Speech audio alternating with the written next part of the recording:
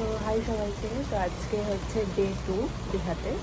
তো সকাল সকাল ঘুম থেকে উঠে পড়েছিল, তো আমাদের এখানে হোটেলে ব্রেকফাস্টটা কম্পালসারি।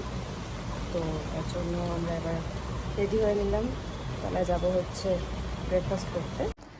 তো আমরা ফাইনালি রেডি, ঠিক আছে। তো এবার আমরা নিচে যাবো ব্রেকফাস্টের জন্য। তো ব্রেকফাস্ট করে এসে তোমাদের আমি দেখা করছি, কথা বলছি। দেন সেদিনকে যেহেতু দোল ছিল, তো আমরা ফার্স্টে সুইমিং পুলের দিকে চলে যাই। সুইমিং পুলের ভিউটা এনজয় করছিলাম, কিছু পিকচার্স ক্লিক করছিলাম, যেটা আমাদের তোমরা ইনস্টাগ্রামে দেখতে পাবে। আবার আমার হোটেল থেকে কিছু দোলের জন্য কিছু অ্যারেঞ্জমেন্ট করেছিল, কিছু আবির ছিল এবং ঠান্ডাই ছিল। তারপর সেখান থেকে আমরা দুজনকে রং লাগিয়ে তারপর সুইমিং পুলে এনজয় করে তারপর বিকেলের দিকে আমরা রেডি হয়ে বেরিয়ে গেছিলাম তাজপুরের দিকে।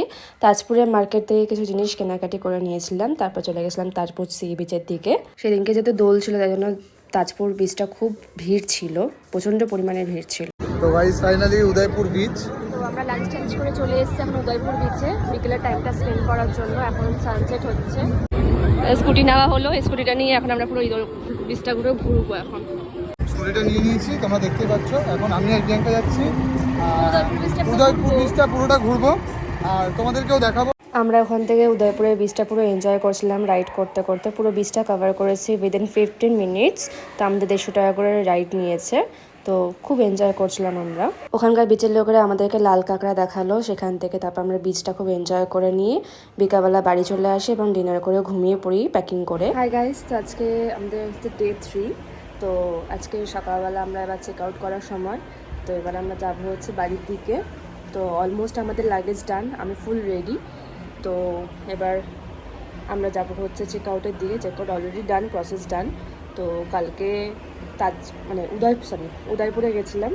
তো উদয়পুর থেকে ঘুরে আসার পর আমরা বিকালবেলা স্ন্যাক্স খেলাম। দেন আমরা আস্তে আস্তে ডিনার করে আমরা দেন ঘুমিয়ে পড়েছিলাম। তো তার জন্য আর ভিডিও করা হয়নি, ব্লগ করা হয়নি। তো তাই জন্য আমরা এবার বেরিয়ে, ট্রেন আছে আমাদের 10টার সময়। তো ট্রেনে উঠে দেন দেখা হচ্ছে। Almost Digha station. তো এবার আমরা এখান থেকে বাড়ির দিকে রওনা হব, বাড়ি যাওয়ার পথে, তাই তো? ট্রেন চলে এসো, চলো যাওয়া যাক। আমাদের যেহেতু স্টেশনে ট্রেন দাঁড়িয়েছিল অলরেডি, তাই জন্য আমি তাড়াহুড়ো করে গেছিলাম এবং আমাদের চেয়ার কাটে জেনারেলে সিট ছিল, তো সেটা আমরা তাড়াতাড়ি করে লাগেজ উঠিয়ে আমরা উঠে পড়লাম ট্রেনের। এই সুন্দর ভিউ এনজয় করতে করতে আমরা 3 ঘন্টা পর হাওড়া স্টেশনে পৌঁছে যাই। ফাইনালি হাওড়া পার্কিংয়ে দাঁড়িয়ে রয়েছি। ক্যাব এলে আমরা সরাসরি চলে যাবো বাড়ির দিকে।